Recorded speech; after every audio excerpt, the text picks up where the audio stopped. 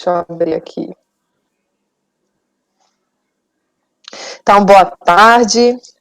Nós vamos iniciar a sessão do dia 3/6 de 2020, a sessão da parte da tarde, às 14 horas,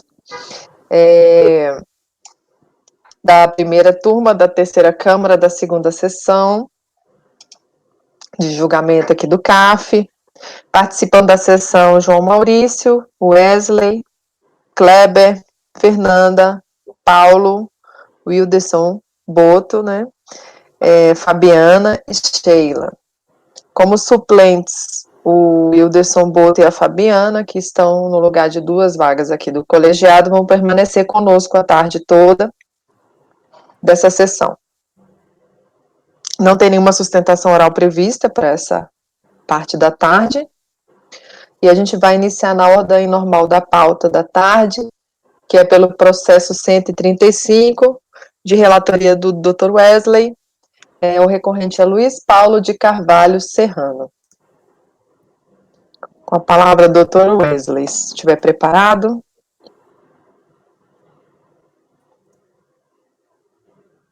Sim, estou. Deixa eu só pegar aqui a...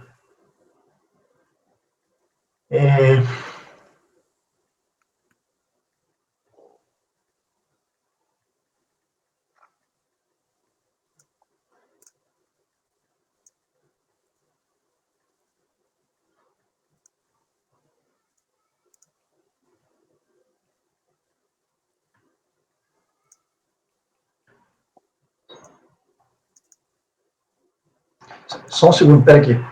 Só um segundo.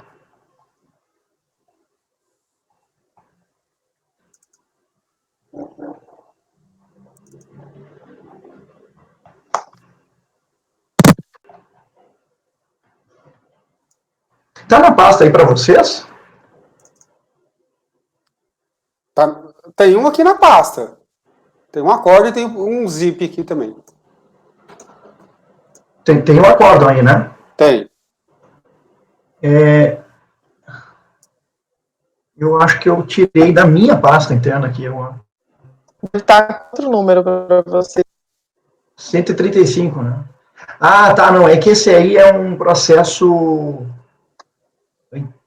anterior. É bem simples ele. Eu vou pegar direto na pasta, que é melhor, que eu disponibilizei para vocês. Que vai ser mais... Por incrível que pareça, vai ser mais rápido. Deixa eu pegar aqui.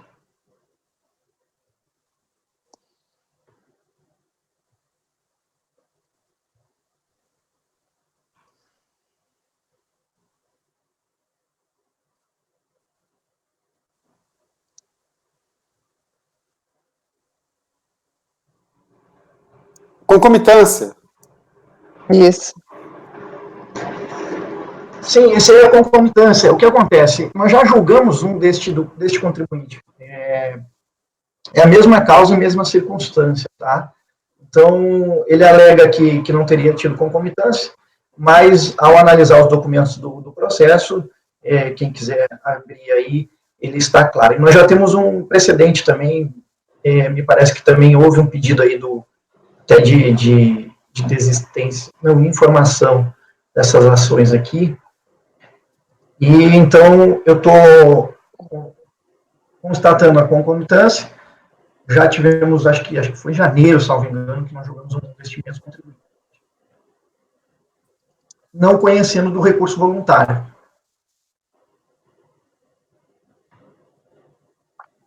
Ok. Então, é um caso que a gente já se deparou com ele, é a aplicação da súmula CARF número 1, né? Em razão da concomitância, não conhecer do recurso voluntário. Algum questionamento? Eu tenho dúvida só se realmente é o mesmo pedido e a mesma causa de pedido. Que não me parece que esteja ali no voto bem delimitado. Nós já julgamos o caso deste mesmo contribuinte.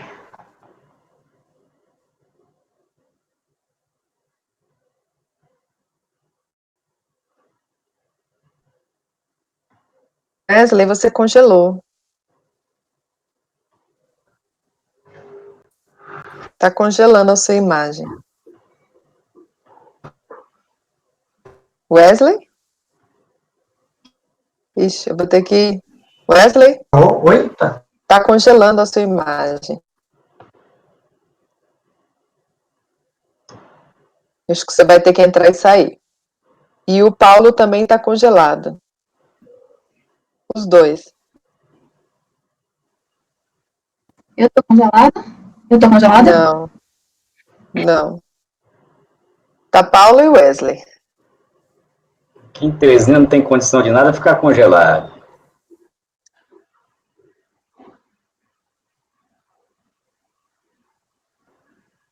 Nem em Salvador, né, Fernanda? É, presidente, nem Salvador.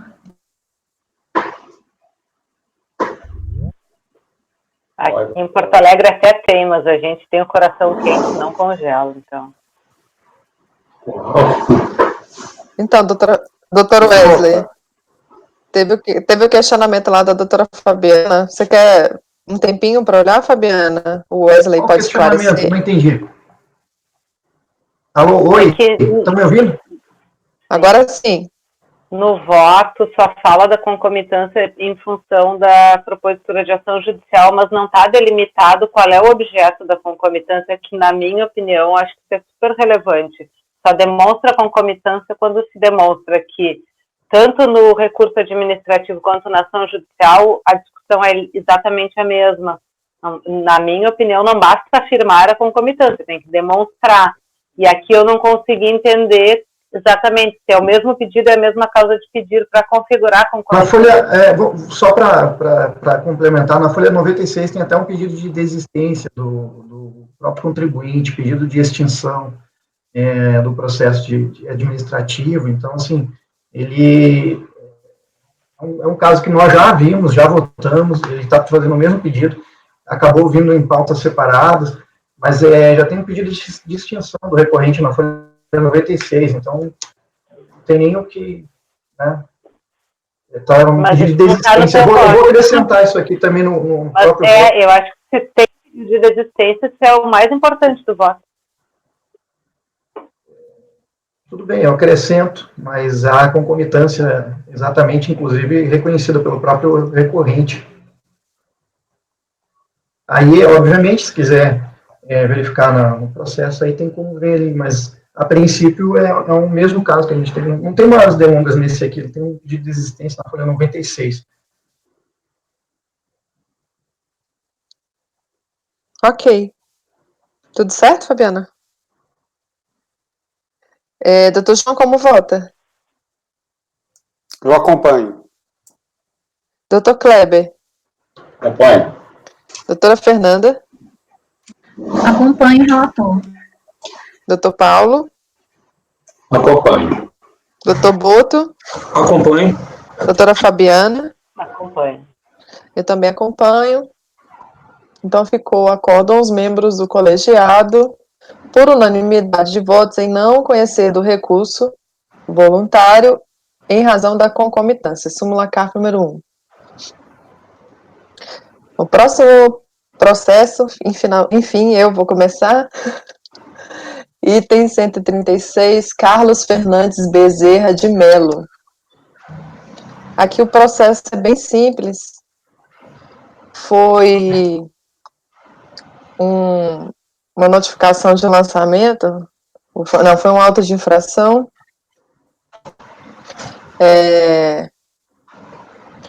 em que o contribuinte está pedindo unicamente a questão da decadência. Ele alega a questão da decadência, ele fala que seja pela tese do 150, do 173, estaria decaído.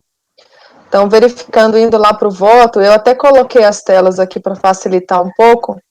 É um débito de 1998, ano calendário 98. Há a informação de pagamento na declaração de imposto de renda, e imposto de renda retido na fonte de conta de carnê-leão. A lavratura do auto de infração foi em 29/12/2004. Então, pela regra do 150, estaria tudo decaído. Então, eu estou aplicando a súmula CARF 123 e reconhecendo a decadência do crédito tributário. Então, eu conheço do recurso e estou dando provimento. Alguém tem algum questionamento? Pode falar, doutor João. A senhora falou que tem imposto de renda na fonte e carnê-leão ou só o carnê-leão? Tem os dois. Ah, perfeito. Porque se for só o carnê-leão, aí ele não seria antecipação, porque ele é tributação exclusiva.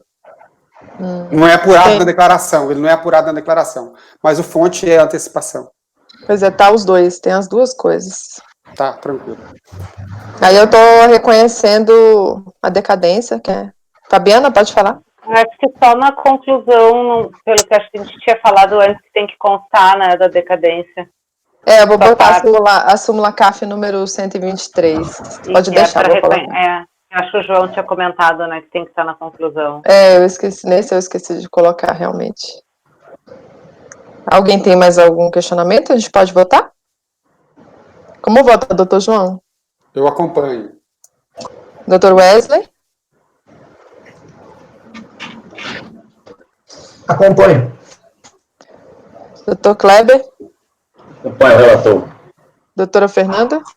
Acompanho o relator, presidente. Doutor Paulo?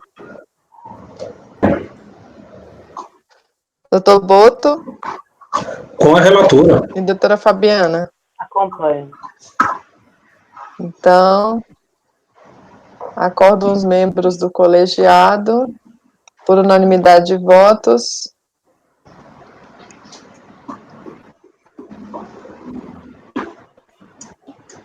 em dar provimento ao recurso?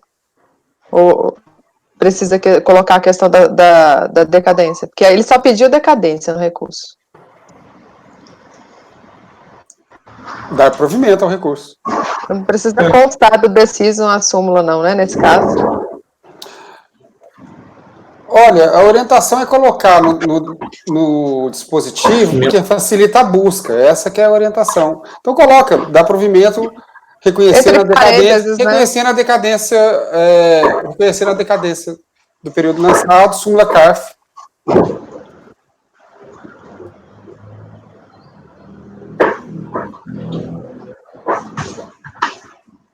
Súmula CARF número 123.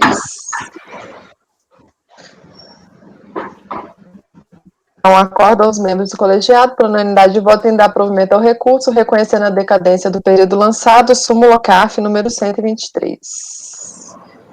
Agora, doutor Kleber, item 137, José Francisco Franco S. Oliveira. Na verdade, tem o 137 e o 138, do mesmo recorrente.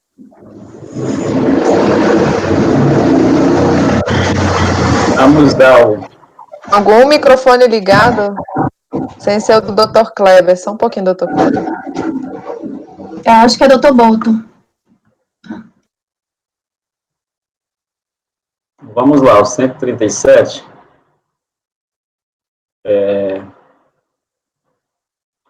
Eu fiquei só com a prejudicial de mérito da questão da decadência. Aqui é omissão de rendimentos, o ano calendário 98, que ele alegou decadência na impugnação. Então, o lançamento é de 28/4/2004 e o ano calendário de 98, né, cujo fato gerador seria 31/12 do ano calendário, no caso de 98, e a ciência deu em 28/4/2004. A DRJ aplicou 173, considerou que o contribuinte não apresentou DARF de recolhimento. O contribuinte no recurso, ele faz uma alusão ao DARF no outro processo dele, que eu coloco aqui, e eu encontrei o DARF lá, realmente, do ano de 98, referente a carne-leão. Então, no caso, em relação ao calendário 98, houve antecipação do pagamento do imposto pelo recolhimento do DARF, na folha 181 do processo, eu boto aí o número do processo. Portanto, a contagem para decadencial teve início em 31 de 12 de 98, logo expirou em 31 de 12 de 2003. Em vista que a autoridade fiscal não comprovou o evidente intuito de fraude do sujeito passivo e que a ciência do mesmo se deu em 28 de 4 de 2004. Portanto, acolhe-se a preliminar de decadência. Diante do exposto, voto para dar provimento ao recurso.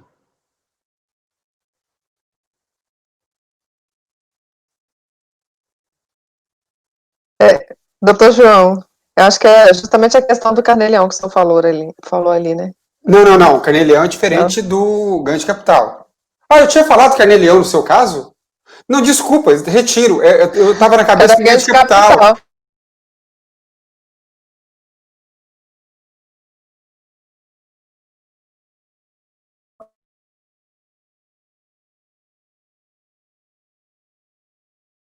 Não vale. Se aplicar a regra do 150, o fato gerador do imposto de renda é 31 de 12 de 98. Então, 31 de 12 de 99, 2000, 2001, 2002, estaria decaído, 2003. Estaria assim. Tá certo. 31 de 12 de 2003 decaiu. Outro detalhe, doutor Kleber. Não está aqui no seu voto, mas eu acho importante constar a data do pagamento que o senhor localizou.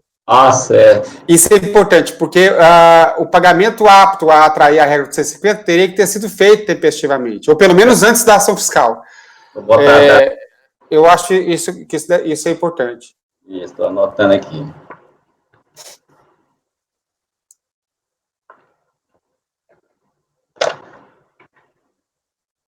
Vou colocar a data que eu localizei. Essa súmula CARF 14 não é da 123, não? Não, a 14 é porque não tem comprovado o intuito de fraude, se aplica o 150, né? Sim, mas aí ele teve pagamento, né? Não seria o caso da 123? Mas é mesmo com pagamento, se teve intuito de fraude, teve fraude, coisa é o 173, né? Mas o dele você está aplicando o 173 ou é o... 150, então eu posso tirar 150, eu só fiz dizer que nós vamos, passei a aplicar 173 porque não houve fraude, simulação, né? Isso. E sendo omissão de rendimentos, né? É porque aqui o fundamento seria pelo 150. Aí o 150, a súmula CAP 123, fala da questão do pagamento, que é apto a atrair a regra do 150, parágrafo 4º. Eu acho que você aplicaria mais, não? Ela, 123... É a súmula 123, essa que eu acabei de botar no meu voto. Vou botar até na súmula aqui, que eu botei, esqueci dessa... Eu vou até reproduzir o dispositivo do meu no seu, que eu acho que é a mesma situação. Isso, a súmula 123. Eu vou colocar a súmula 123, que houve pagamento que atraiu, né? Isso. Eu estava com a cabeça naquela outra súmula que, havendo declaração do imposto de renda na fonte, né? Também atrai, né? Alguém tem algum questionamento? Wesley, você está congelado. Eu vou botar em votação, então. Doutor João, como vota? Está todo mundo online? Porque fecharam as câmeras todas.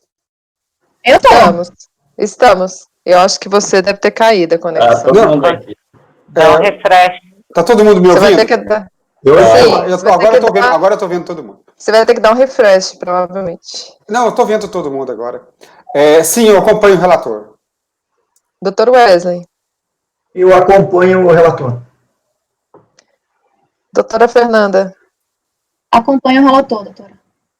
Doutor Paulo. Acompanho o relator. Doutor Boto. Com o relator. Doutora Fabiana. Também acompanho. Eu também acompanho. Então, acordo os membros do colegiado, por unanimidade de votos, em dar provimento ao recurso, reconhecendo a decadência do período lançado, súmula CAF número 123. Isso. Ele se aplica ao 138 também, ou é outro exercício? É outra questão, aqui é outra questão. Então, é só o 137, né? Então, vamos ao 138. É no mínimo inusitado esse aqui, porque ele, exercício 2004, o ano calendário 2003, ele apurou o ano calendário 2003, o carnê-leão dele, que ele parcelou. Então, ele pegou o parcelamento e jogou como compensação. Ali onde tem a compensação, naquele que você informa o livro caixa, o carnê-leão. Então, ele pegou. É como se eu tivesse declarado meu imposto de renda este ano e parcelasse 8 prestações e compensasse ao mesmo tempo, né? Então, vocês estão entendendo, né, o que foi que ele fez. Ele pegou e parcelou e botou no campo compensação o carnê-leão parcelado, né? Então, eu entendo aí na conclusão é que, no presente caso, o parcelamento apenas suspende a exigibilidade do crédito, mas não é modalidade de extinção do crédito tributário ou subsidiando do direito civil, do Instituto da Inovação, como extinção das obrigações. Tem-se que a inovação é uma operação jurídica que consiste em criar uma nova obrigação, substituindo e extinguindo a obrigação anterior originária. Então, ele não tem crédito. Os créditos que são considerados são os créditos de DARF, de recolhimento de DARF, né? E não parcelamento. No parcelamento que ele fez em 60 meses, ele colocou no campo compensação. Portanto, o recorrente, no caso dos rendimentos recebidos da pessoa física, não era detentor de crédito que pudesse compensar na sua declaração anual. Do exposto, voto por negar provimento ao recurso. Pois bem, então, foi uma questão de usar um campo. Alguém tem alguma dúvida? Pode falar, doutor Paulo. Sua imagem está congelando. Travou.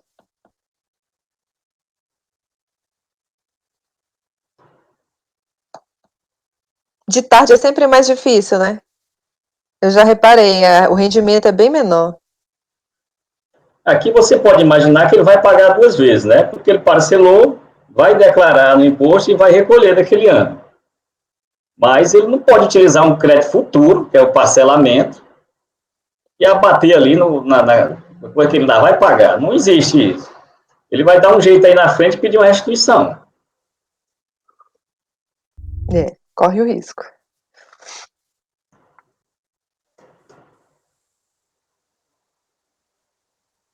Porque no campo parcelamento, se você antecipou no ano passado, antecipou os seus pagamentos, você pega e volta na compensação quando faz o ajuste, né? Paulo, pode falar. É que eu não consegui abrir esse processo ainda, mas eu tenho algumas questões. Ele apurou imposto a restituir nessa declaração, né? Não, ele apurou foi pagamento, né? Ele apurou imposto a pagar na declaração? Não, ele apurou imposto a restituir. Restituir, porque ele na realidade parcelou no mês passado e quando colocou no compensação, gerou imposto a restituir para ele. Mantenho. Ok. Eu queria esclarecer essa dúvida, está resolvido. João. Eu estou vendo aqui, eu ainda não terminei nem de ver a declaração dele, mas o que me parece que aconteceu foi o seguinte: ele compensou o carnê-leão, mas não pagou. Ele apurou o carnê-leão, compensou na declaração e não pagou. Aí ele parcelou esse carnê-leão no PAES. Ele parcelou esse débito de carnê-leão que ele tinha e que ele havia compensado a declaração no PAES. E agora está querendo compensar o parcelamento do PAES. Ele está querendo compensar 2 vezes. Quando apurou o carnê-leão e quando efetivamente parcelou o carnê-leão. Na verdade, é uma compensação só, entendeu? A compensação ele fez só na declaração do imposto de renda dele. Aí ele parcelou o que ele deveria ter pago, entendeu? A questão é saber, a gente admite isso como um pagamento de carnê-leão para fins de compensação no ajuste anual ou não, entendeu?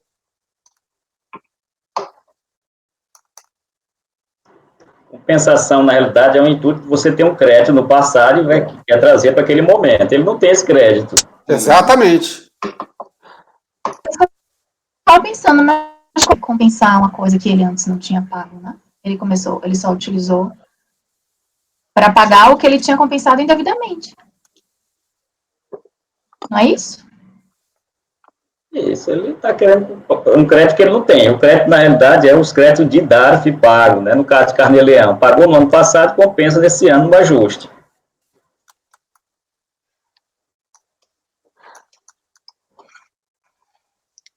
Não, tá certo, doutor Kleber. Olha aqui, olha. Na folha 7 tem a lista dos pagamentos, das parcelas que ele pagou, do parcelamento.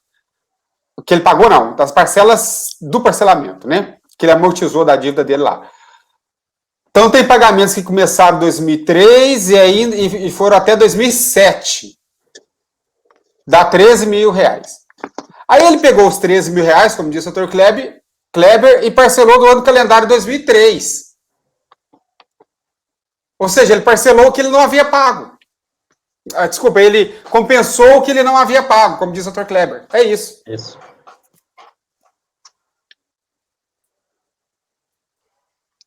Aqui, o parcelamento está quitado? Deixa eu ver. Ele muda, não, mas aí não tem como saber aí se está quitado não, né? Ele fez um reparcelamento, ele mudou de parcelamento para um mais vantajoso. Wesley está congelado. Quem é que está congelado? Wesley. Ah. A Fabiana está congelada. Não. Porque tu passou muito tempo sem se mexer. Tá frio. Tá só com sono depois do almoço.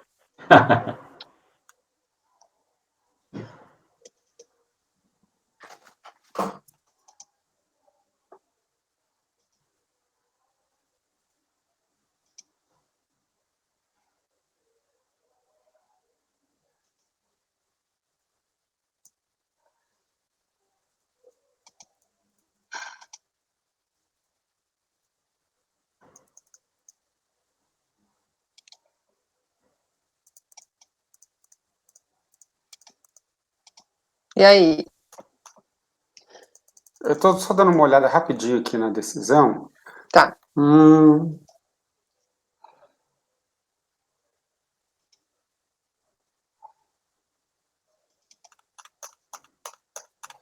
Teve uma diligência, justamente para verificar, Paulo, acho que deve ser a sua dúvida, se o valor foi integralmente pago antes da... O valor que ele declarou, de 27 mil, que é o valor glosado, havia sido integralmente pago. Vamos ver. Aí, vamos ver o resultado da diligência.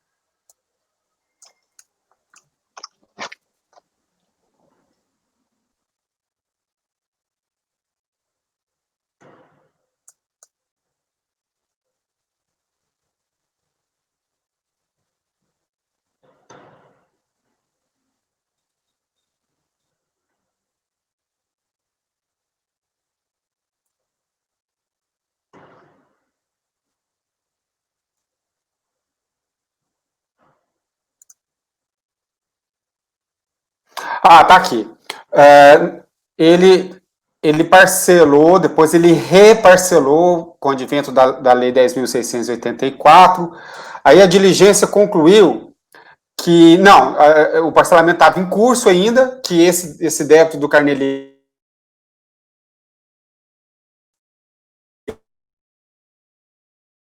não pagou. Depois foi reparcelado e o parcelamento, desse último parcelamento, ele desistiu para aderir ao parcelamento da 11941, terceiro parcelamento, estando com as parcelas em dia. Então, a data da decisão, a data da diligência, o parcelamento ainda estava em curso.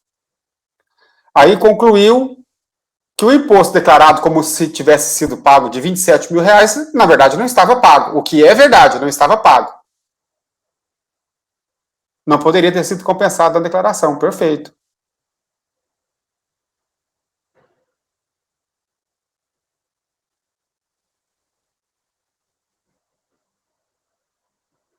Mas aí eu fico com uma dúvida.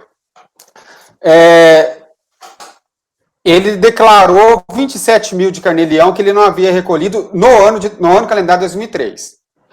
Aí ele fez o parcelamento e não concluiu o pagamento. Ele não pode compensar nada na declaração? Ou só após a conclusão do pagamento ele pode compensar? Que crédito ele tem para compensar? Se ele está devendo 27 mil, pagou 1.000 de... Assim, eu vou fazer todo ano, então. Eu vou parcelar meu imposto de renda e vou... E vai compensar. Entendi. Deixa eu ver o quanto ele pagou do parcelamento. Todos os sistemas da Receita, quando fala de compensação, é de créditos anteriores. É crédito de GPS, de DARF ou judiciais. O senhor tem razão, doutor.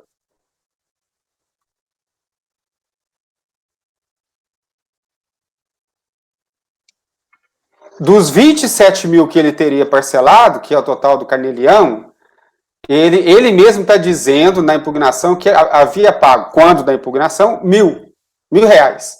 É porque esse parcelamento era muito incentivado, pagava R$50 por mês, e ele devia 27 mil, então ele disse que pagou 1.000. Eu vou acompanhar o relator. Não tem como compensar o carnê-leão porque não estava pago. Isso. O Paulo quer falar. Eu baixei o processo aqui, mas está muito lenta a navegação nele. Então, a decisão de piso não acolheu nada, nem a parcela que já havia sido amortizada do parcelamento, né? Não, nada. Isso aí cria uma incongruência, entendeu? Se ele não tinha direito de compensar aquilo lá, por que a Receita está aceitando um parcelamento de carnê-leão, né? Ele vai terminar de pagar isso, ao final vai constituir um indébito. Como que ele vai pedir de volta isso? Já vai estar provavelmente boa parte desse parcelamento prescrito o direito à repetição, né? Eu acho complicado não deferir isso aí, entendeu? E principalmente não deferir nada. E se ele não tiver pago, né, o parcelamento, a gente não teria... Na realidade, o que ele pode fazer aqui nos anos quando a Receita vai pagar uma restituição, por exemplo, a restituição que está pendente aqui, se for deferida, ela vai verificar se o indivíduo tem débitos, entendeu? Se tiver um débito que não foi pago, por exemplo, o parcelamento vencido, isso vai ser compensado lá, entendeu? Ele paga de juros no parcelamento mais do que ele receberia lá na restituição dele, né? Nas próximas declarações, ele pode fazer uma decomp aí nos próximos aí, com esse crédito que ele vai ter aí do parcelamento. Eu acho que a Receita aceitou parcelamano de carnê-leão, porque isso tem que ter o efeito dele, entendeu? É porque veio uma lei dizendo que até dezembro de 2004, o ano calendário dele podia ser parcelado. Então, ele estava no meio, não tinha feito a declaração ainda, que é em abril, né? Ele aproveitou e incluiu o ano todinho passado no parcelamento, né? O saldo do parcelamento que tinha incluiu o ano de 2004. Foi isso que ele fez. Aí, quando ele foi fazer a declaração, ele jogou lá como compensação. Mas ele não tem esse crédito para compensar.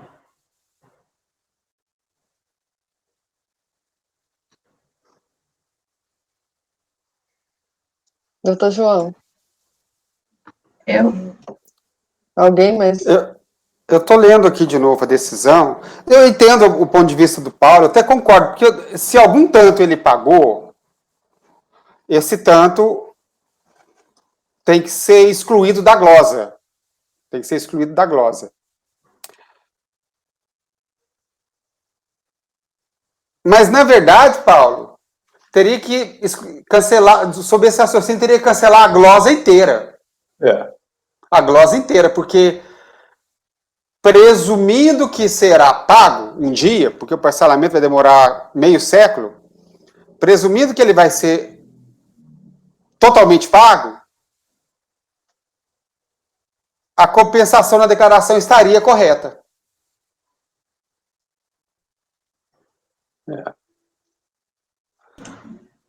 Me perdoem a ignorância, mas como eu não conheço bem dessa parte burocrática operacional, né, do sistema da Receita, eu só fico realmente sensível com a questão do que o Paulo falou, né, se ele tiver pago, depois ele não tem como ser restituído disso. Mas não entrou 27 mil no cofre da Receita, não entrou. Como é que ele quer compensar um dinheiro que não entrou? Mas, não sei. Se realmente ele está tentando compensar uma coisa que ele não pagou, aí realmente não faz sentido. Ele não só levantei a bola, mas ainda estou analisando aqui também, entendeu? Esse é o ponto, doutora Fernanda. Ele não pagou integralmente. Então, dos 27 mil, ele pagou 1.000. Foi glosado 20. Estou arredondando a conta com base no que ele informou. Então, se ele tinha um débito de carnê-leão de 27 mil, parcelou 1.000, ele só poderia compensar até o limite que ele pagou, 1.000. Vamos procurar, deve ter orientação sobre isso. Assim, pelo menos é uma situação muito possível ele parcelar o débito de carnê-leão, o débito de fonte, que vai compensar na declaração. Um outro agravante que tem aí é que você não pode compensar um crédito futuro para uma dívida anterior, né? uma obrigação anterior. Então, eu não posso pegar uma GPS de maio agora e jogar lá para janeiro, não. Só o contrário pode fazer, pegar as anteriores e jogar para frente.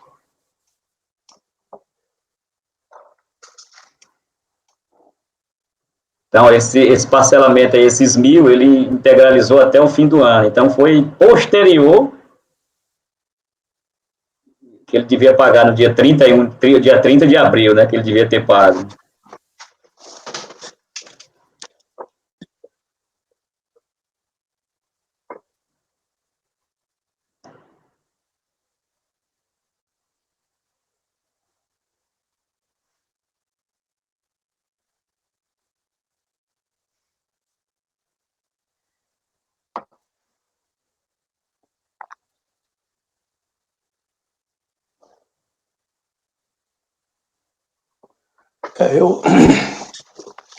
Ele próprio admite que teve um equívoco de incluir isso num parcelamento, né?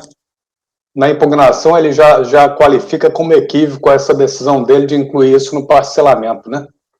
De repente, também a gente ficar com pena do contribuinte porque ele tentou dar uma rasteira na Receita e não deu certo, que é mais ou menos isso, né? Ele tentou se antecipar, ganhar uma restituição que era indevida, e incorreu nessa situação de estar fazendo um pagamento que também é indevido, entendeu? Agora, eu acho que talvez seja o que o acordo aí está fazendo é dar o tratamento aqui, da declaração do imposto de renda, o que ele tem ou não tem direito. E no que ele fez por equívoco, ele vai ter que se resolver com questão de repetição de indébito mesmo. Concordo com o acordo. João. O Paulo tem razão. O que ele fez? Ele não pagou 27 mil. No dia 30 de abril, quando ele entregou a declaração, ele informou que tinha pagado 27 mil de carnê-leão, quando ele, na verdade, não pagou. Receita foi e glosou, normal, porque não encontrou o recolhimento que ele disse que havia feito. Glosou a compensação. Esse é o fato. Agora, independente desse fato, ele pegou os 27 mil e parcelou, e foi concedido lá o parcelamento vantajoso para ele. Sem multa, sem nada, que é o parcelamento da 11.941. Eu acho que o Paulo está certo. Isso aí é um fato que tem nada a ver com o que está sob julgamento. O que está sob julgamento é a glosa de 27 mil que ele informou na declaração haver pago no ano calendário de 2003, quando, na verdade, ele não fez esse pagamento no ano calendário de 2003. Se o parcelamento foi indevido, se ele não devia ter incluído isso no parcelamento, ele vai ter que resolver isso lá na unidade preparadora. Não é a matéria que está sob litígio. A matéria que está sob litígio é ele compensar 27 mil na declaração do exercício 2004, ano de 2003, como se tivesse pagado esse valor em 2003, o que não é verdade. Ele não pagou esse valor em 2003. Não poderia ter se compensado na declaração. A glosa está correta. Ele não poderia ter se compensado. O parcelamento foi um fato superveniente.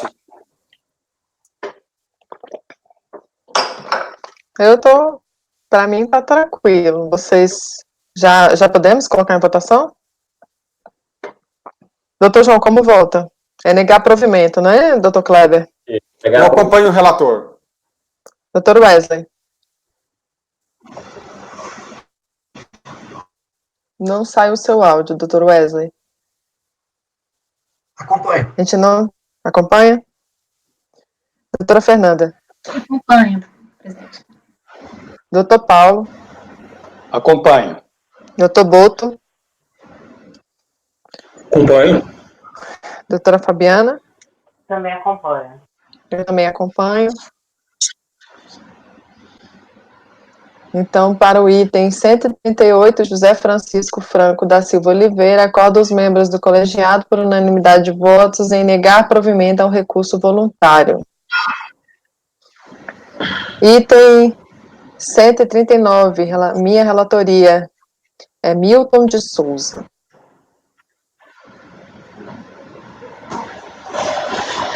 Aqui esse processo é mais um caso de decadência, tá? A súmula CAF 123. Foi um auto de infração com omissão de rendimentos. A matéria até, que era uma matéria que traria uma boa discussão, que ele omitiu rendimentos de uma ação trabalhista. Na verdade, ele sofreu um acidente de trabalho, entrou com processo, e a empresa acordou que ia fazer os pagamentos como se fosse uma indenização vitalícia, por meio de um PGBL, né? Mas ele não pediu a questão da decadência, mas por ser uma questão de ordem pública, e analisando o processo, o auto de infração é ano calendário 2004, tem imposto de renda retido na fonte, e o débito foi lavrado em 4/1/2010, ou seja, o termo final seria 31/12/2009. Ou seja, decaiu por conta de 4 dias. Aí eu até coloquei aqui o AR da notificação de lançamento, para não ter que olhar lá no processo, aqui está a cópia do AR. Então, eu estou reconhecendo a decadência nos termos da súmula CARF número 123.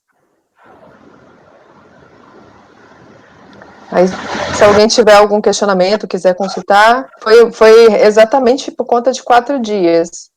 Ano calendário 2004, fato gerador 31 de dezembro de 2004, né? 5 anos daria 31/12/2009, e aí ele foi cientificado da notificação em 4/1/2010. A gente pode colocar em votação? Alguém quer? Como foi, doutor João? Acompanho. Doutor Wesley? Não saiu o áudio. Acompanho. Doutor Kleber? Acompanho. Doutora Fernanda? Acompanho, presidente. Doutor Paulo? Acompanho. Doutor Boto? Também, Oi? também acompanho. Doutora Fabiana?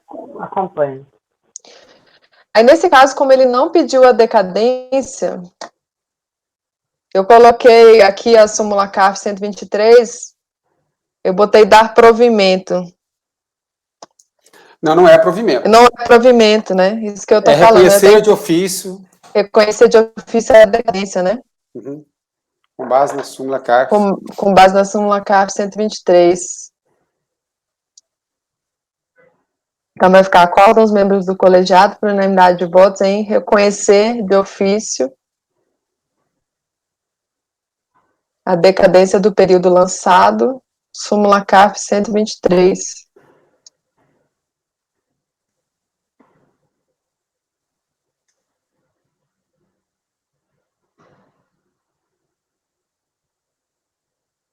O próximo processo é o 140, também é da minha relatoria, Roberto Salles Zancaner. Ele também é um caso de decadência pelo 123.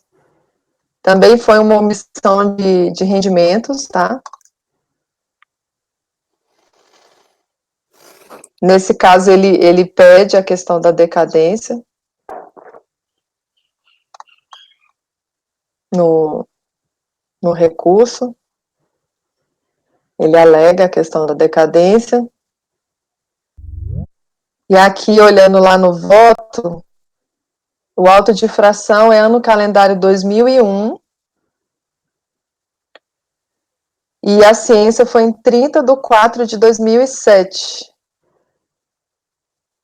E aí, fato gerador seria 31/12/2006, 31/12/2001, terminaria em 31/12/2006, como foi lavrado em 30/4/2007, então estaria decaído também. Tem fonte? Tem fonte. Tá aqui a telinha do fonte do imposto de renda dele, R$162 de fonte. Tá aqui, eu até copiei a telinha para não ter que ficar entrando lá no processo, mas se vocês quiserem checar lá, também a aplicação da súmula CAF 123, mas nesse caso eu estou dando provimento, porque ele pediu também a questão da decadência. Alguém tem um questionamento? Como vota, doutor João? Acompanho. Doutor Wesley? Acompanho. Doutor Kleber? Acompanho. Doutora Fernanda? Acompanho, presidente. Doutor Paulo? Acompanho. Doutor Boto? Acompanho. Doutora Fabiana? Também acompanho. Parece que veio um lote de decadência para mim. Então, vai ficar acordo aos membros do colegiado, por unanimidade de votos, em dar provimento ao recurso, reconhecendo a decadência do período lançado, súmula CAF 123. Sheila, Diga. esses processos de decadência, foi você que ficou verificando data ou o próprio recorrente já alegou? Esse ele alegou. Agora, aquele anterior que não alegou, e aí eu me deparando com as questões, acabei vendo. Aí, tanto que eu falei que era por ser matéria de ordem pública, né, eu acabei reconhecendo. Obrigada. De nada. Esse agora é doutor Kleber. Cláudio Roberto Dibe Ferreira. São os itens 141, 142, 143 e 144. Então, é o mesmo assunto, julgar os 4 de uma vez. É o mesmo assunto, só muda os anos calendário. Vai de 2006 a 2009. Vou fazer a leitura, então, do 2009-63, que é o primeiro aí da pauta. Trata-se de notificação do lançamento referente a imposto suplementar, multa de ofício e encargos legais, tendo em vista a constatação de omissão de rendimentos recebido das pessoas jurídicas, Secretaria de Estado de Planejamento e Gestão e Caixa Econômica Federal, quando confrontados com os valores informados na DIRF pelas fontes pagadoras, na base de cálculo relativa ao exercício 2007 no calendário 2006. Cientificado o lançamento, o contribuinte apresentou impugnação instruída com documentos onde alega que os valores considerados como omitidos foram incluídos na declaração de ajuste como rendimentos tributáveis recebidos de pessoa física nos respectivos meses, já que os valores recebidos pelo cartório, em que eu mesmo exerço a função de tabelião, declara por totalidade mensal no livro caixa. A DRJ considerou a impugnação procedente em parte, excluindo do crédito tributário os valores referentes aos rendimentos da Secretaria de Estado de Planejamento e Gestão. Não ficou só a da Caixa. Conformado, o contribuinte apresenta recurso voluntário, alegando as mesmas razões da impugnação e faz juntar os seguintes documentos. Declaração de imposto de renda retido na fonte, emitida, uma DIRF emitida pela Caixa Econômica Federal, bem como esse outro documento, recibo, documentos, pagamento por fornecedor, também da Caixa Econômica, e boletim de atos extrajudiciais emitido por Corregedoria Geral de Justiça do Rio de Janeiro. Então, aqui é o seguinte, só para explicar aqui, a Caixa Econômica fez uma DIRF informando rendimentos de pessoa jurídica para este cidadão aqui, que é tabelião, é notário, né, titular do cartório. E para serviços de autenticação. A Caixa fez a DIRF informando, então, foi o que houve na revisão da declaração dele, foi encontrado na DIRF esse rendimento da Caixa Econômica Federal, como de pessoa jurídica, então ele foi autuado como omissão de rendimentos. Ele está alegando aqui que eram serviços cartorários prestados à Caixa Econômica Federal. O recurso é tempestivo e atende aos demais requisitos de admissibilidade. Então, permaneceu só a questão da Caixa. O recorrente afirma que, durante o ano calendário de 2006, o cartório do nono ofício, o qual é titular, prestou serviços notariais à Caixa Econômica Federal e que, mediante a prestação dos mencionados serviços, era apresentado recibo do referido cartório mensalmente para pagamento dos valores referentes aos serviços prestados da seguinte forma. Porém, como é do conhecimento, os cartórios não são considerados pessoas jurídicas nem a eles equiparadas. Contudo, por força normativa, são obrigados à inscrição do CNPJ. Apesar de possuir CNPJ, os rendimentos oriundos dos serviços notariais e cartoriais são tributados pelo imposto de renda da pessoa física na pessoa do titular do cartório e na forma da legislação em vigor, motivo pela qual a Caixa Econômica Federal depositava os numerados relacionados aos serviços prestados pelo cartório na conta corrente do recorrente. Tabelião de notas tituladas serventias no cartório, né? De fato, eu cito aqui a legislação, os notários e registradores são tributados como pessoa física, sujeito ao imposto de renda da pessoa física, conforme define a legislação, no RIT 99, vigente à época, está sujeito a pagamento mensal a pessoa física que receber de outra pessoa física ou de fonte situada no exterior rendimentos que não tenham sido tributados na fonte no país, os emolumentos às custas do serventuário da justiça, como tabeliães, notários, oficiais públicos e outros, quando não forem remunerados exclusivamente pelos cofres públicos. Os titulares dos cartórios devem escriturar receitas e despesas das atividades notariais e de registro para fins de apuração do IRPF, Carnê-Leão, bem como preparar a declaração de ajuste anual a ser entregue no ano seguinte ao de ocorrência dos fatos geradores. Do exposto, eu vou fazer aqui o cotejo, né? Será feito o cotejo entre os valores informados pela CEF na DIRF, os valores declarados como rendimento de pessoa física e os valores dos emolumentos recebidos pela prestação de serviço de autenticação. Eu trabalhei na Caixa há 9 anos, eu fiz isso aqui demais, né? Eu fazia o depósito nas contas dos cartórios, prestação de serviço de autenticação, ou outro serviço, né? Protesto de título, etc. O recorrente apresentou a DIRF emitida pela CEF, a CEF informa na DIRF o valor de rendimento pagos ao recorrente, desse valor aí, 134 mil ela pagou o serviço de autenticação, no qual é mencionado que se trata, está lá na DIRF, né, de serviços prestados em autenticações cartorárias. Bem como ele apresenta um extrato da CEF, onde consta a data do pagamento mensal pelo valor bruto e pelo valor líquido, descontando-se as taxas judiciais. Portanto, esse valor é passível de ser lançado em livro caixa. Da Corregedoria Geral de Justiça do Estado do Rio de Janeiro, o requerente apresenta um documento chamado Boletim dos Atos Extrajudiciais, no qual consta o valor bruto dos emolumentos recebidos pelo cartório pela prestação de serviços cartorários no valor de 1 milhão e tanto, entre os quais o serviço de autenticação prestado a todos os clientes, entre os quais, aí de novo, é a CEF, em valor superior a 185.011. Na declaração de ajuste anual, o contribuinte informa o valor de 1 milhão e 29, portanto, o mesmo valor lá informado pela Corregedoria, né? Como ele então informa como rendimento recebido de pessoa física, né? Que é do cartório, mas declarado em nome do tabelião, como pessoa física. A documentação apresentada comprova a prestação do serviço pelo cartório do nono ofício, do qual o recorrente é o titular no valor de 1 milhão e 29, valor este que foi declarado pelo recorrente como recebimento de pessoa física na declaração, bem como que nesse montante está incluído o valor relativo à prestação de serviço de autenticação, inclusive prestado à Caixa Econômica Federal. Portanto, o valor lançado como omissão de rendimento de valores recebidos da pessoa jurídica Caixa Econômica Federal, no valor de 185.011, lançado em livro caixa, foi na realidade declarado como rendimento recebido de pessoa física. O exposto voto por dar provimento ao recurso.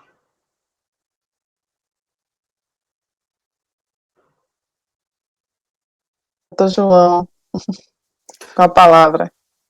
Eu estou olhando aqui a declaração e a decisão. Eu não consigo entender que prova que existe nos autos de que esse valor que a Caixa... Porque ele recebeu um valor da Caixa, isso ele também não contesta que recebeu. Então ele recebeu um valor de pessoa jurídica. Aí ele está dizendo que esse valor de pessoa jurídica que ele recebeu, na verdade ele declarou errado, ele declarou como se fosse de pessoa física, na declaração de imposto de renda dele, e que estaria contido no 1 milhão e 29, que é o total de recebimento. Ele não disse que declarou errado, ele disse que declarou correto. Informou no livro que ele declara no livro caixa, que é rendimento do cartório, né? Que é na pessoa do tabelião.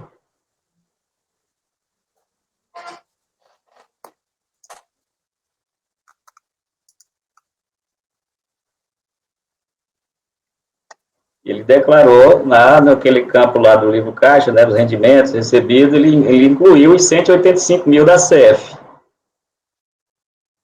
Por isso que ele não colocou nos rendimentos recebidos de pessoa jurídica. Que ele acha que fez correto, que é rendimento do cartório.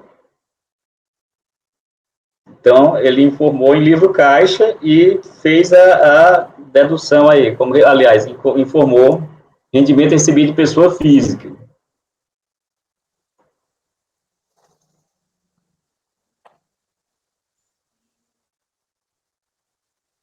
A DRJ negou porque ele não comprovou.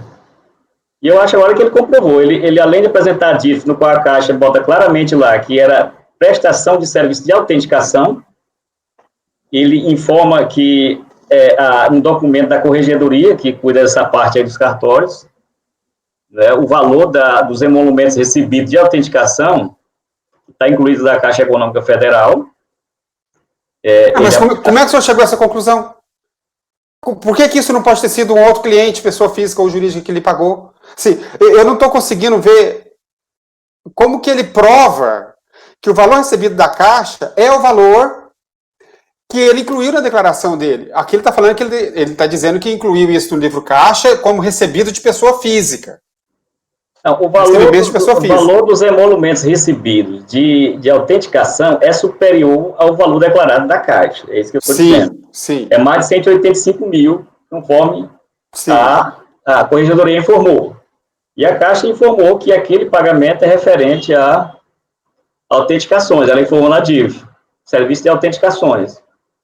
Tá, mas digamos, só por hipótese, que ele não informou o valor da Caixa, ele omitiu da declaração, digamos. Vamos imaginar que a tese aqui seja verdadeira, que ele tenha omitido. E ele chega e fala assim, não, mas isso aí está dentro desse valor que eu declarei, só que ele não declarou. Como é que você vai fazer prova? Só vai simplesmente acreditar que está lá dentro? A Corregedoria emite a quantidade de selos, né, que ele chama, né? Então, isso aí não passaria pela Corregedoria. Quantidade de selos é emitida pela Corregedoria, inclusive a Caixa fez a retenção do que fica para a Corregedoria. Ele explica isso na defesa dele, que a Corregedoria emite uma quantidade de selos, que ele chama, né, que é fixa. Então, já tem a fiscalização da Corregedoria, porque ela faz também a retenção das custas cartorárias que vão para a Justiça. Tá, mas o senhor tem essa comprovação nos autos ou só está na alegação dele? Porque o fundamento da DRJ me parece muito claro e eu concordo com ele, que é o seguinte, olha, tá, ele está dizendo que esse valor está contido no outro. Mas como é que pode ter certeza se esse valor está contido no outro? Pode não estar contido. É igual quando o contribuinte diz o seguinte, eu sou produtor rural, então todos os meus rendimentos tem que ser tributado como se fosse de produtor rural. Uai, mas se ele, além de ser produtor rural, ele, sei lá, vende carro também. Então, não dá para presumir, ele tem que comprovar. Eu entendi seu raciocínio. O cartório só pode prestar serviço, né, mediante autorização, que é um serviço delegado, né? Então, ele só pode prestar mediante autorização da Corregedoria, que emite os selos, né? Então, ele está prestando serviço, ele vai colocar um selozinho lá de autenticação, né? Eu presumo que foi, que está incluído ali no centro, no geral, né? É claro que depois...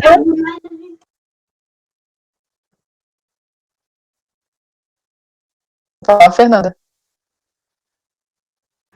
Não, eu ia dizer... Tá me ouvindo? Estou ouvindo. Eu ia dizer que eu entendo os dois racionais, porém, assim, não tem como dizer que é um dentro do outro, né? Porém, assim, também não dá pra gente presumir que pode ser qualquer outro dinheiro, porque, assim, se só tem, a princípio, a única evidência que tem é esse tipo de prestação de serviço, eu consideraria isso, porque realmente pode ser qualquer outro dinheiro, para vir de qualquer outro lugar, mas aí não tem como a gente abrir tanto essa suposição. Assim. Ele coloca aí as leis estaduais, né, que regem isso aí, que o controle da Corregedoria, que faz a retenção, ela fez a retenção na Caixa Econômica. Se você olhar os extratos da Caixa, tem a retenção dos valores cartorários repassados para a Justiça. Então, já tem uma fiscalização auxiliar da Receita aí, que está sendo feita. E eu creio que, de fato, esses 185 mil da Caixa estão incluídos ali naquele mapa que foi enviado aí pela Corregedoria. É o meu raciocínio, né? e que ele informou na totalidade 1.029.000, que inclui o serviço cartorário de autenticação.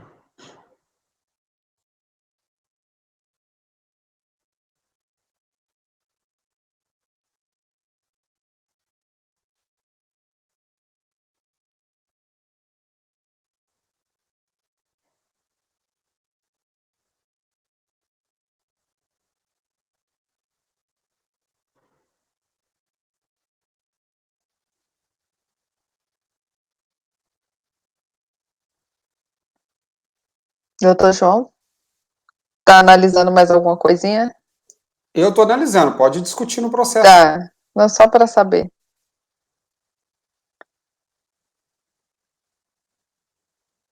São 4, viu? Ixi. 4 vai ter a mesma decisão. É complicado porque tem situações parecidas aqui, que o contribuinte alega que declarou errado, mas é difícil você não dizer que a pessoa não recebia de pessoa física. Não, ele não que ela botou errado. Não, estou falando assim, no meu caso, assim, é complicado você... Mas vocês entendem, então, que a declaração, no caso aí, sendo correta, se ele tiver recebido da Caixa, ele informou correto, como recebimento de pessoa física no livro Caixa? Formado no livro Caixa e ali na declaração? Ele não informou correto. Eu estou lendo aqui a impugnação dele, ele está dizendo simplesmente o seguinte: olha, esse valor que foi glosado da Caixa foi informado que, portanto, eu recebi. Ele não nega que recebeu o valor da Caixa, e a Caixa também não nega que pagou. Não se discute isso. Ele só está dizendo o seguinte: só que esse valor eu declarei lá no meu livro Caixa como se eu tivesse recebido de pessoa física.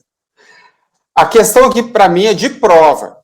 Tá, ele está dizendo que esse valor está lá no livro Caixa. Mas como que ele comprova que isso está no livro Caixa? Eu só vejo uma forma de ele comprovar isso. Pegar toda a sua receita daquele ano calendário lá do livro Caixa, verificar todo mundo que fez os pagamentos, cada uma das pessoas físicas, excluir e vai ficar o total da Caixa. Se ele não comprovar isso, para mim não está provado que esse valor está necessariamente contido naquele. O que a Corregedoria de Justiça fez? Falou assim, não, eu tenho aqui nos meus controles que ele fez R$1.029.000 de autenticação. Tudo bem, ele fez R$1.029.000 de autenticação. Não, aí não é só autenticação, não, o serviço todo. De serviços notariais, enfim. Eu fiz R$1.029.000 de serviços notariais. Tudo bem, ele fez R$1.029.000. Mas isso não comprova que o valor da Caixa está contido no valor declarado de pessoa física. Eu não consigo fazer o liame entre a Corregedoria de Justiça afirmar quanto foi de serviços notariais que ele aferiu, de rendimentos, de emolumentos, e quanto que a Caixa pagou para ele foi declarado como de pessoa física. Para mim, se fosse para eu fazer uma auditoria dessa, só teria um jeito de ele me comprovar, que seria ele dizer, olha, eu recebi R$1.029.000, conforme disse a Corregedoria de Justiça, R$1.029.000. E eu vou decompor aqui esse R$1.029.000 para você, fiscal, saber que o da Caixa está aqui no meio. Se ele não tiver essa prova nos autos, a única certeza que se tem com os elementos que tem aqui é que a Caixa fez um pagamento para ele e que ele não declarou como recebimento de pessoa jurídica. Esse é o único fato que tem aqui, o que motivou o lançamento suplementar. Então, ele recebeu de pessoa jurídica e não declarou como pessoa jurídica. Para comprovar que isso foi declarado como se fosse de pessoa física, lá no livro Caixa, ele teria que trazer o livro Caixa dele aqui e a gente analisar todos os recebimentos dele que estão registrados no livro Caixa para concluir que os da Caixa Econômica também estão lá. Do contrário, eu entendo que não está provado. Porque ele também não disse que não recebeu da Caixa. Então, não se discute ele ter recebido da pessoa jurídica. O que se discute é, ele não declarou no campo próprio, recebimento de pessoa jurídica, razão do lançamento. Mas diz que declarou como se fosse de pessoa física. Tá, então prova isso. Decompõe o seu livro Caixa, traz aqui que a gente vai analisar quais são os pagamentos de pessoa física que você recebeu, para saber se o saldo que sobra é o da Caixa Econômica. Esse foi o raciocínio da decisão recorrida. Pô, mas não tem prova de que esse valor da Caixa Econômica está dentro desse valor que você informou no seu livro caixa como recebido de pessoa física. E, de fato, não tem essa prova aqui no processo. O que a Corregedoria fez foi dizer que ele fez 1.029.000 de serviços notariais. Tudo bem. Mas eu não sei o quanto disso é da Caixa, é de pessoa física. Não tem como saber. É de entidades isentas. Não tem como saber. Bom, enfim. Eu estou pronto para votar, doutora Sheila. Paulo quer falar. Paulo? Não está saindo seu áudio. Ok, o acordo recorrido não analisou o documento que ele apresentou com o recurso voluntário, que são essas informações aí do cartório do nono ofício de notas. Bom, tirando, por exemplo, o rendimento que o cartório informa que ele teve de emolumento para janeiro, dá 83 mil e alguma coisa, é exatamente o que ele declarou. Aqui está tudo que ele teve de emolumento, pessoa física e pessoa jurídica. Todo cartório presta serviço para pessoa física e pessoa jurídica, principalmente esse tipo de cartório aqui. Então, está certo que ele declarou tudo num bolo só, pessoa física e jurídica. E o máximo que ele teve de rendimento é isso aqui, entendeu? De atividade cartorária. Eu entendo que esse documento aqui é robusto para fazer prova a favor dele. Se tiver alguma dúvida ainda, eu acho que a gente não deveria decidir, deveria baixar em diligência. Agora, decidir contra ele de posse desse documento, acho que não, entendeu? Eu estaria tendente até a colher esse documento, porque para mim está óbvio que ele declarou pessoa física e jurídica tudo junto aqui só por esse documento. Se o valor... Qual folha é? É que eu tirei uma foto para me acompanhar e eu já perdi a folha, mas vai estar lá no final com recurso voluntário, deixa eu achar aqui. Se o valor relativo à prestação de serviço de autenticação tivesse menor do que o da Caixa, aí nós teríamos aquela famosa história, Houston, temos um problema, né? Porque estaria menor, mas o valor está maior, inclui outros serviços prestados e o da Caixa. Como tem a fiscalização da Corregedoria... O que eu comparei aqui foi o documento de folha 115 com a declaração dele legível que está lá no início do processo.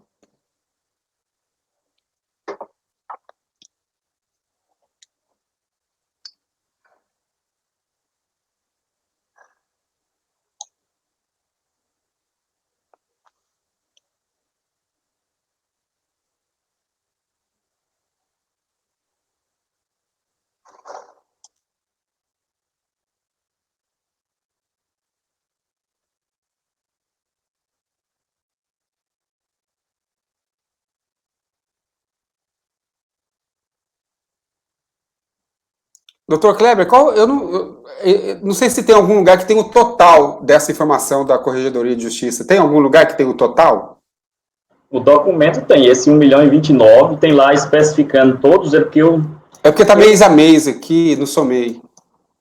Ele especifica, né, serviço de autenticação, serviços de reconhecimento de firma, e no final dá a soma de cada um, por isso que eu digo que está acima de 185 mil, e no final dá 1.029.000, que é o valor que ele transporta lá para a declaração, né?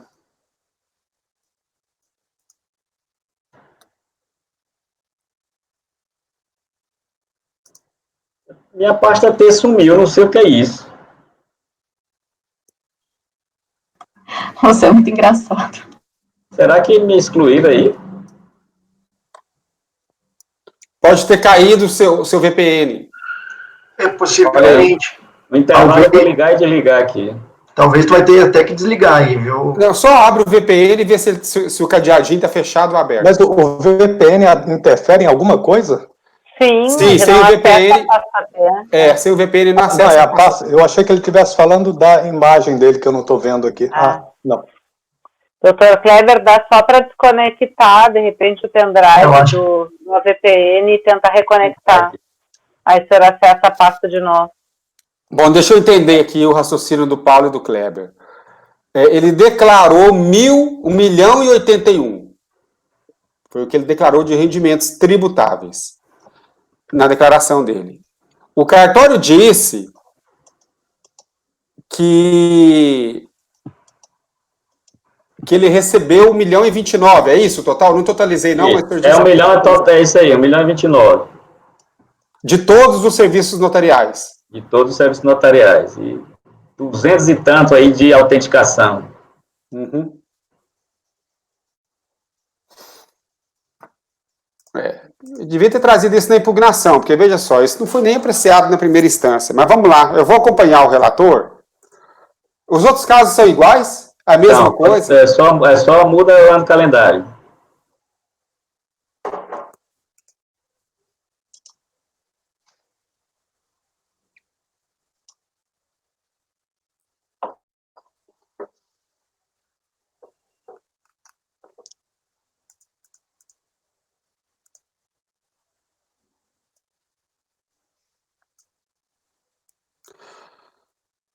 Ô, Sheila.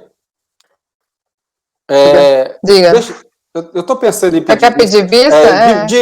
Vista de mesa mesmo. Porque olha isso daqui hoje à noite, amanhã a gente decide.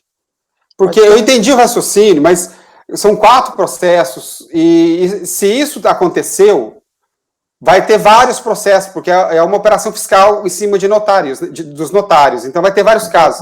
Preciso ter certeza. Vou analisar o documento da corregedoria, ter certeza que está contido ali. Paulo. Mas vista em mesa. Falar? Pode ser vista em mesa? Eu não acho que é uma ação fiscal envolvendo notários, não. Isso aí é só batimento de IF e de IRPF, entendeu? Será? É só batimento de IF e de IRPF, com certeza. Não tem ação fiscal em malha, entendeu? Malha não tem, é malha. É malha. Vista de mesa? Eu vou acompanhar o relator, não vou divergir, não. Já tá votando? Podemos votar. Não vai querer pedir vista, então? Não vou pedir vista, não. Eu vou acompanhar, doutor Kleber, com uma sutil desconfiança de que o fato não está perfeitamente provado sem que ele tenha trazido o livro caixa para os autos. Mas eu vou acompanhar, porque o que a corregedoria disse que ele recebeu de rendimentos notariais foi 1.029 e ele declarou 1.080. Mas olha só. Então, em princípio, ele declarou tudo, como diz o Paulo, declarou tudo. Se ele tivesse trazido o livro caixa, não ia, a prova que você quer não está lá. No livro caixa vai estar lá emolumentos recebidos mensalmente. Nós teremos que ter todos os prestados da Caixa Econômica, né? Segregado. Isso não vai estar em lugar nenhum. Ele deveria ter declarado como rendimento recebido de pessoa jurídica. Simples. Cada vez que o funcionário foi lá da Caixa autenticar, teria que estar registrado. Esse aqui foi da Caixa, mas não tem como. Não, mas isso aí é um ônus do contribuinte. O correto seria declarar rendimentos recebidos de pessoa jurídica. Isso seria o correto. Porque ele recebeu esse rendimento de uma pessoa jurídica. Ele não recebeu isso como pessoa física. Então, há um erro de declaração aí, não tem dúvida. E é rendimento tributável, recebido de pessoa jurídica. Mas eu vou acompanhar, Sheila. Ok. Como vota, doutor Wesley? Não, está sem o áudio. Eu acompanho. Acompanha? Doutora Fernanda? Acompanha. Doutor Paulo? Acompanho. Doutor Boto? Com o relator. Doutora Fabiana? Acompanho. Eu também vou acompanhar, é uma matéria nova para mim. Eu confesso que a princípio, eu vou acompanhar, mas quero me aprofundar um pouco sobre o assunto. Acompanhar não existe, mas acompanhar. Não, eu vou acompanhar, mas assim, ressalvando que a gente precisa estudar um pouquinho para. Eu não tenho esse conhecimento que você tem aí, que você trabalhou com isso, né? Confesso que realmente é uma matéria diferente. Então, acordam os membros do colegiado, por unanimidade de votos, em dar provimento ao recurso. Isso ficou para o item 141, 142, 143 e 144. Certo? Certo. Intervalo? Alguém precisa ir ao banheiro? Então, um intervalinho. A gente volta às 15h30, pode ser? Ok. São 15h19, 10 minutinhos. Ok, fechado. Ana Tereza, pode interromper a gravação, por favor? Gravação interrompida, doutora. Ok.